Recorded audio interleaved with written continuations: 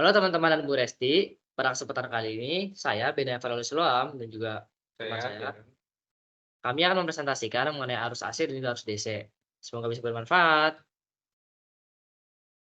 nah sebelum kita masuk ke materi intinya, kita harus tahu dulu nih arus AC dan arus DC itu apa. Nah, arus bolak-balik atau AC dan arus searah atau DC ini adalah dua jenis arus listrik yang memiliki peran penting dalam teknologi dan kehidupan sehari-hari kita. Arus searah mengalir dalam satu arah tetap, sementara arus bolak-balik mengalir maju mundur secara terus-menerus. Dan untuk informasi tambahan nih teman-teman, arus DC dihasilkan dari pembangkit listrik atau generator generator DC. Sedangkan listrik AC bisa dihasilkan dari generator AC atau mengubah listrik DC menjadi AC menggunakan inverter. Nah, yang selanjutnya nih, kira-kira kita mau tahu dulu perbedaan dari listrik AC sama DC ini apa sih? Yang pertama itu dari arah aliran arusnya. Arus AC atau arus bolak-balik itu dia dinamai begitu karena dia itu memiliki aliran yang berganti-ganti secara terus-menerus. Apa sih maksudnya berganti-ganti? Jadi, arus di AC ini dia tuh bakal berganti-ganti kutubnya positif negatif secara terus-menerus. Nah, dan juga dalam jangka waktu tuh yang nggak lama dan cepat gitu, makanya dia tuh disebut arus bolak-balik. Sedangkan arus DC sendiri, dia tuh arah aliran arusnya tuh searah dan tetap konstan. Jadi dia tuh kalau kita lihat dari osiloskop tuh arusnya tuh lurus gitu. Jadi dia nggak ada pergantian kutub atau segala macem. Dia tuh cuma satu arah aja. Yang selanjutnya ada dari pembangkitannya. Kayak yang udah di-mention sama Darren tadi, listrik AC itu dihasilkan oleh generator bolak-balik atau generator AC. Nah, tapi teman-teman bisa juga nih mengubah dari listrik AC menjadi DC ataupun sebaliknya listrik DC menjadi AC. Nah, yang selanjutnya itu listrik DC itu dihasilkan oleh baterai atau generator searah. Nah, bisa juga dari listrik AC yang ada di rumah teman-teman itu diubah ke listrik DC menggunakan namanya inverter. Nah, untuk yang ketiga dari distribusi energi. Nah, untuk arus AC ini lebih efisien untuk distribusi jarak jauh melalui transformator. Nah, untuk arus DC ini umumnya digunakan dalam aplikasi lokal atau perangkat elektronik. Nah, yang keempat dari tegangan dan frekuensi. Untuk arus AC ini, tegangan dan frekuensi dapat bervariasi tergantung pada sistemnya. Untuk arus DC, tegangan tetap dalam sistem tertutup. Nah, selanjutnya nih kita mau tahu dulu nih sejarah dari arus AC sama DC ini. Kenapa sih mereka bisa kayak ada dan apa yang bisa, menyebabkan banyak orang yang bilang tuh arus AC itu lebih baik daripada arus DC. Nah, jadi kita harus tahu dulu nih, perang arus ini tuh istilah yang merujuk pada persaingan intens antara 2 ilmuwan hebat yang nemuin kedua arus ini. Nah, teman-teman pasti udah nggak bakal asing sama nama-nama ilmuwan yang aku sebutin. Yang pertama itu ada penemu listrik DC sekaligus penemu lampu pijar, itu Thomas Alva Edison. Nah, beliau ini tuh dia menemukan listrik DC dan dia tuh mendukung banget kalau misalnya pemerintah menggunakan penemuan dia sebagai, sumber tenaga utama untuk teknologi. Nah, di lain sisi itu ada Nikola Tesla, sang penemu listrik AC. Nah, kalau kita tahu sejarah dari ilmuwan ini tuh udah hebat banget dan mereka tuh punya ceritanya masing-masing. Nah, tapi pada awal abad ke-20 itu merupakan ini tuh terjadi serangkaian peristiwa yang mempengaruhi dunia kelistrikan di dunia. Ini tuh terjadi karena adanya perbedaan pandangan antara kedua ilmuwan ini. Nah, perang arus ini tuh dimulai dari perbedaan pendapat dari kedua ilmuwan yang tadi aku udah sebutin. Nah, Thomas Alva Edison karena penemu listrik DC, otomatis dia bakal lebih mendukung atau menganggap penemuan itu lebih baik daripada penemuan si Nikola Tesla. Namun di satu sisi juga Nikola Tesla nggak mau kalah. Dia dia dia tuh yakin kalau misalnya listrik yang dia hasilkan atau ditemukan listrik AC, itu tuh lebih efisien daripada listriknya si Thomas Alva Edison atau listrik DC. Nah, terjadilah perang arus atau juga, perang yang disebabkan perbedaan pendapat dari kedua ilmuwan tersebut. Nah, jadi si Thomas Alva Edison ini dia mengembangkan terus sistem listrik DC yang awalnya sederhana dan lebih mudah untuk diimplementasikan. Tapi sistem DC ini perlu banget tegangan yang tinggi untuk menghasilkan daya atau power yang sama kayak listrik AC. Anggap contoh, skalanya itu listrik AC itu baru, pakai 10 volt tegangannya untuk mencapai power sekitar 20 watt. Sedangkan si listrik DC ini kira-kira bisa butuh 20 volt untuk mencapai power yang sama atau watt yang sama dengan listrik AC. Otomatis, ini tuh bakal menjadi kerugian dong buat listrik DC. Nah, di lain sisi itu ada Tesla yang mengembangkan sistem AC yang memungkinkan transmisi listrik jarak jauh dengan tegangan yang lebih rendah, lebih aman dan efisien. Itu. Nah, terus apa sih dampaknya dari perang arus ini? Nah, dampak dari perang arus ini itu masih terasa hingga sekarang. Kemenangan listrik dari arus AC ini mendorong penggunaan sistem AC dalam sebagian besar transmisi listrik. Penemuan barang-barang seperti kursi listrik, generator AC, dan PLTA lahir di era perang arus. Meskipun perang arus ini memiliki aspek negatif, seperti hewan yang setrum mati oleh Edison, perang ini juga mendorong inovasi di bidang kelistrikan dan penyebaran kelistrikan ke seluruh dunia.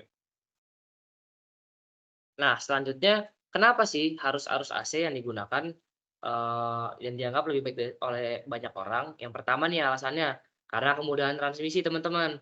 Apa sih, maksudnya kemudahan transmisi? Kayak yang tadi udah aku sebutin di perang arus sebelumnya, kalau si Nikola Tesla ini mengembangkan, fokus dalam, transmisi jarak jauh untuk listrik AC ini. Jadi listrik AC ini tuh punya satu kelemahan, yaitu dia punya namanya reaktansi induktif jika mau melakukan transmisi jarak jauh. Jadi transmisi jarak jauh ini contohnya, pembangkit listrik itu dia mau suplai listrik ke rumah teman-teman yang jaraknya tuh sekitar 1 kilometer. Nah, nantinya selama dia menyalurkan listrik itu menggunakan kabel dong pastinya, kabel listrik seperti yang ada di tiang-tiang listrik yang teman-teman sering lihat. Nah, nantinya listrik AC-nya itu tersebut, dia akan mengalami yang namanya reaktansi induktif atau bisa kita sebut sebagai hambatan. Hambatan ini bakal muncul dalam bentuk energi panas yang akan terasa pada, kabel dan juga bunyi-bunyi seperti percikan gitu. Nah, ini tuh bakal mengurangi energi atau tegangan yang awalnya contoh 22 kilovolt, itu bisa menjadi lebih rendah daripada itu pas sampai ke rumah teman-teman. Nah, ini tuh ngerugiin banget buat kita sebagai pengguna listrik tersebut dan juga sebagai penyuplai listrik. Nah, tapi si Nikola Tesla ini udah nemuin gimana cara untuk bisa mengatasi hal tersebut. Nah, nanti bakal kita jelasin lebih lengkapnya lagi di bagian analisis ya. Yang selanjutnya itu penggunaannya. Jadi maksud dari kemudahan penggunaan itu jadi alat elektronik kayak lampu, terus TV, dan juga radio, itu biasanya menggunakan listrik AC. Bahkan kayak komputer dan lain-lain itu juga menggunakan listrik AC, walaupun nanti diubah ke listrik DC. Tapi mereka semua itu pada dasarnya menggunakan listrik AC sebagai sumber daya awalnya. Nah, jika PLN menggunakan listrik DC, ini akan membuat banyak alat elektronik yang, pada dasarnya menggunakan listrik AC, contoh TV, dia tuh nggak menggunakan listrik DC, dia nggak mengubah listrik AC jadi DC, nggak kayak HP, nggak kayak komputer. Nah, itu nanti dia nggak bakal bisa digunakan, atau kayak mesin cuci, itu nggak bisa digunakan, kulkas nggak bisa digunakan, karena mereka menggunakan listrik AC. Nah, ini bakal, berdampak parah banget ke kehidupan sehari-hari dan menghambat aktivitas kita banget. Nah, selanjutnya itu ada sejarah dan juga standarnya. Nah, listrik AC ini akibat kemenangannya tadi, dia tuh udah dijadikan standar global dan telah digunakan dalam berbagai negara selama lebih dari 1 abad. Nah, ini tuh membuat listrik AC tuh jadi pilihan yang praktis banget buat, pilihan masyarakat sebagai suplai listrik utama untuk melengkapi kebutuhan teknologi di kehidupan sehari-hari. Nah, yang selanjutnya itu kita mau lihat yang namanya analisis transmisi PLN, yang tadi aku udah janjiin ke teman-teman. Nah, jadi kita bisa anggap PLTA berjarak 1 kilometer sama perumahan teman-teman nih. Nah, pada setiap sutet atau tiang listrik itu kita anggap memiliki hambatan sebanyak 2 ohm. Nah, biasanya pembangkit listrik itu akan menghasilkan daya sebesar 20 megawatt dan juga tegangan akan dihasilkan sebesar 22 kilovolt.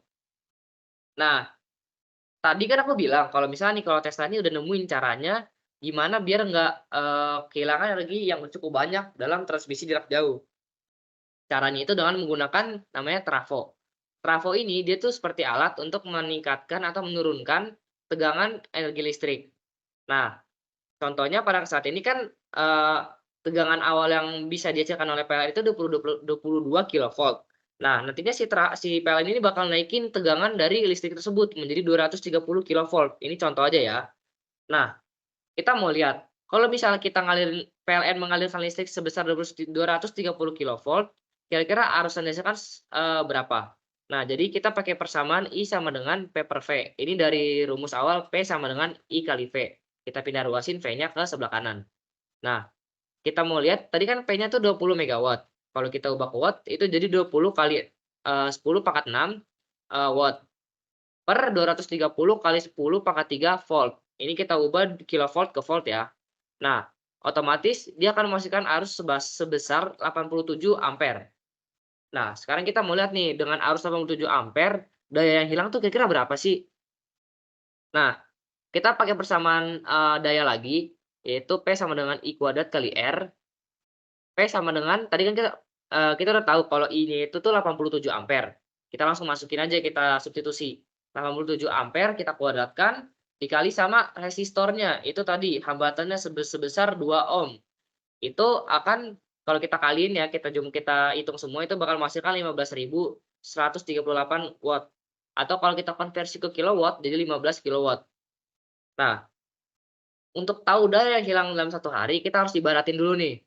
15 kilowatt itu adalah satu kali transmisi dari PLTA ke rumah kita. Anggap aja makan waktu 1 jam. Berarti dalam 1 jam, per 1 jam itu PLN memberikan mensuplai 15 kilowatt ke rumah kita. Kita harus kali dulu sama 24 jam, karena satu hari 24 jam kan. PLN itu nonstop supply listrik ke rumah kita. Nah, otomatis 15 kilowatt dikali 24 jam itu sekitar 360 kilowatt hour. Nah, PLN itu kita tahu menjual listrik 1 kilowatt itu 1.000.